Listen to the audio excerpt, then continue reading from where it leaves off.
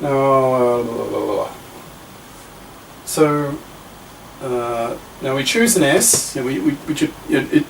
All the energies depend on the spacing between the worlds, right? And remember, S for separation is just a constant times little b. B's the actual separation. So choose a particular S, and then you can solve for y, right? You just solve this equation or this equation, and your y effectively is just the energy. Like S is a constant for a given b, little b is separation.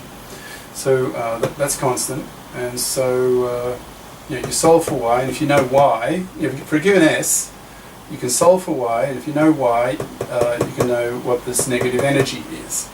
Now, for Kb is 0, so that means cosine, so that's 1, and if that's 1, you can rewrite this equation as, I think it's this one. Right? Or I'm not sure, is that one or that one? But so when the cosine is 1, it allows you to calculate the energy E, right? And it comes out at something like this. And when Kb is pi, so the cosine is -1, so you have a -1 here. You can rewrite that as, I guess, this one.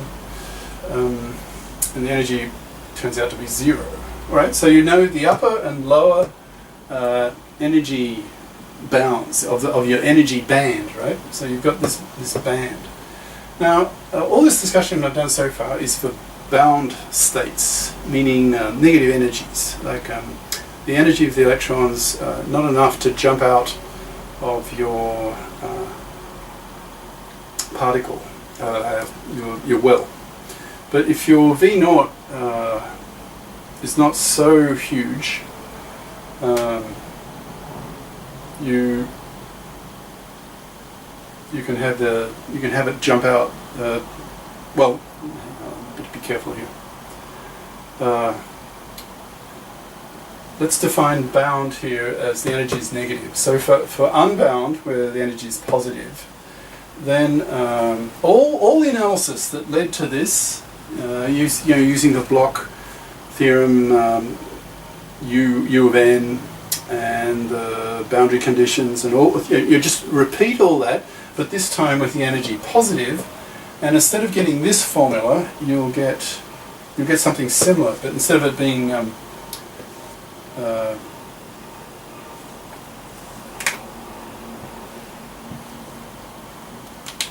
instead of having the alcoholic, the hyperbolic functions, cosh and shine, when the energy is positive, you'll get cosine and sine. Instead of having minus e in the square root, you just get e. So you just get this. Right? So this equation is similar to this one, but in the conditions when your energy is positive, so unbound. Right? Now, so now let's have a look in the range. Kb is between pi and 2 pi, so between here, pi and 2 pi, and you draw. You just do all the same thing. You find an energy as a function of Kb. Just instead of solving this one to find the energy as a function of Kb, you use this one to get the energy as a function of Kb, and so energy this way, Kb that way, and you plot the graph, the allowed energies, and you'll get this curve, right? And same story if you plot for Kb ranging between over pi between 2 and 3, or Kb equals 2 pi to 3 pi, and you get this. And again, these jumps, right? So these gaps in energy. Okay.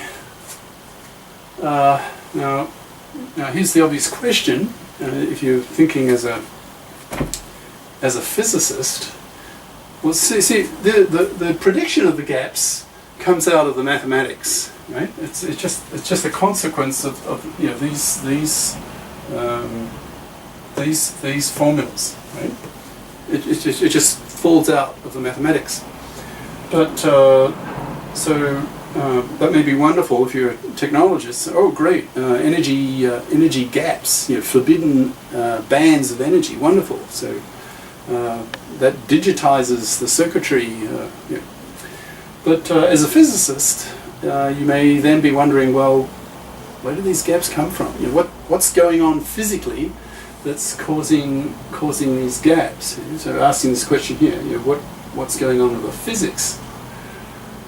Well, if you look at the numerical results, can you see you're getting these jumps, like the allowed energies in this energy band or this energy band or this energy band, all allowed, but you're getting these jumps that occur when the KB value is some multiple of pi, like 1 pi, 2 pi, 3 pi, So you're getting these jumps occurring at these values of when KB is some multiple of pi. So well, let's have a look then. Let's actually look at the block function n, u of n, and have a look at the probability density. In other words, just square that u of n at values of KB slightly less than a multiple of pi and slightly greater. Like here, when KB over pi is slightly less than 1, you're here, where my pen is. But if it's slightly greater than 1, you're up here. You've jumped. So what's going on? See, that comes out of the mathematics. But physically, what's causing that jump in energy levels? Well, the answer is, in a nutshell, it's because at those values of KB that are multiples of pi, you get, and here's the critical phrase, you get standing waves. Okay, what's a standing wave? If I attach a rope to the wall and I start wiggling the rope like this, I can get standing waves in the sense that they look stationary. So depending on the frequency I wiggle it, I can get a half wavelength, and so it'll just or if I go a bit fast, I might get like two half cycles, and I go a bit fast, I might get 3 half cycles. All those kinds of waves, as I'm wiggling the rope attached to the wall, they're called standing waves. Standing in the sense because they sort of look stationary. The 0 points where the rope doesn't move. I mean, if you got like 2 half waves, like this, this point here would be a sort of stationary point. So as you look at it, the waves sort of half waves are doing this kind of thing.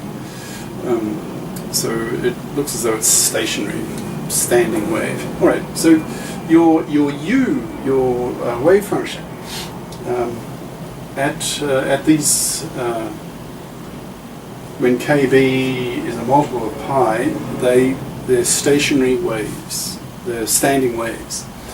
Now, if you actually go to the effort of actually calculating what the wave functions are, at the upper end, the top, the high allowed energy end, you'll get something like this, an even function, and you get your wave function can take a fairly high value at 0 here, and at the bottom end, and it's an even function, and at the bottom end of the allowed energy band, your u will be something like this, sort of an odd function.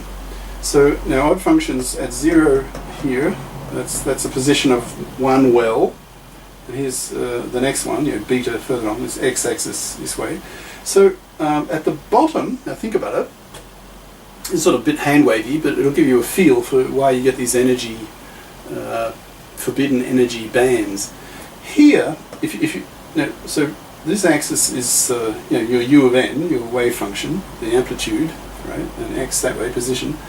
Now at the bottom of your energy band, your u of n will be this kind of odd standing wave, odd function so parity is odd, standing wave. So the probability density at this point here is pretty well is zero, right? There's just no electrons will be there if you try to measure the position of the electron. But at the upper end, with this even function, the u here is definitely not zero, so you'll have quite a probability of finding the electron here. Now imagine, this is just one band. Now imagine you had another, I ran out of space, but imagine, that's why I'm getting a bigger board. Imagine I had a second a second allowed energy band here above it, right? So this band here would have a lower edge here and an upper edge above. But imagine the energy, make that lower band come down so that where my thumb is, this finger, this is the upper energy band, let's say, and bring it down, imagine. So this lower one here, where my thumb is, would correspond to an odd function standing wave, and it's getting very close to this one. But this is, the probability density here is definitely not zero, but here is zero. So if I'm bringing this lower one, corresponding to this, lower, getting close to this one, they're like oranges and apples. They're just like two very different things. The probabilities would be quite different. So you get this because the probability distribution are quite different. The energies between these two cases, between this one and the equivalent of this one above it, right? So you get this energy jump due to the different patterns, the different kinds of standing waves. At the upper edge, it's an even function where the probability distribution is definitely non-zero at x is zero here, whereas here it's zero. So the energies of these waves at that point would be quite different, right? Because the probability distribution is quite different. And that's, in a sort of hand-wavy way, explains qualitatively at least why you get these bands of forbidden energy regions, or forbidden energy bands. All right? Okay, you probably didn't follow all of that. I can't say I have fully either, and that's not surprising given the amount of material given in the textbook. It's an undergrad textbook, right? It was just to give you a taste of what can be done with modern quantum mechanics in a modern context, in modern technology. Also, I suspect a bit of marketing, to be honest. This was an added chapter, and I can imagine that the publisher approached Davies and Betts saying, well, can you come out? It's been a few years since your first edition, so can you add a few chapters for the second edition, and we can re-edit the book, publish it again, and more sales. And so they added this, which is a bit of a, it's not truly essential to the basics of quantum mechanics, but it's certainly useful. So that's probably why it got added. Now, after the problem-solving session, will be then chapter 4. So I'll say a little bit about that. It's called Wave Mechanics 2, and it's quite a long chapter. It's about double the length of the previous one, and covers all kinds of interesting topics essential to quantum mechanics, like the simple harmonic oscillator, just that kind of system. The hydrogen atom, so we actually start applying quantum mechanics to a real-world system. Free particles, scattering, tunneling, a really weird quantum effect, and at the end start talking about many particle wave functions.